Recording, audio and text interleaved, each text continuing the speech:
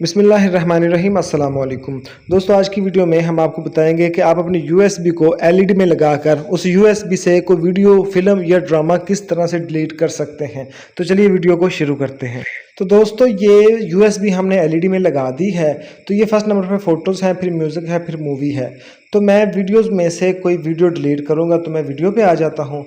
Video पे आने के बाद ये ओके करता हूँ, उसके बाद आगे सी पे आ जाता हूँ, फिर ओके करता हूँ। तो ये फ़ोल्डर खुल गए हैं जो वीडियो वाले हैं।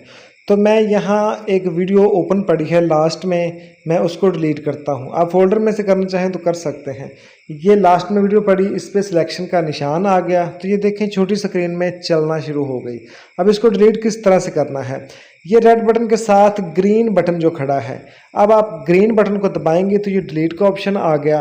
उसके बाद ये बैक करने वाला जो एरो है, ये बैक एरो, इसको दबाएंगे तो ये वीडियो जो है वो डिलीट हो जाएगी। तो इस तरह से आप वीडियो भी डिलीट कर सकते हैं, कोई तस्वीर भी और कोई गाना, म्यूज़िक, ऑडियो की सूरत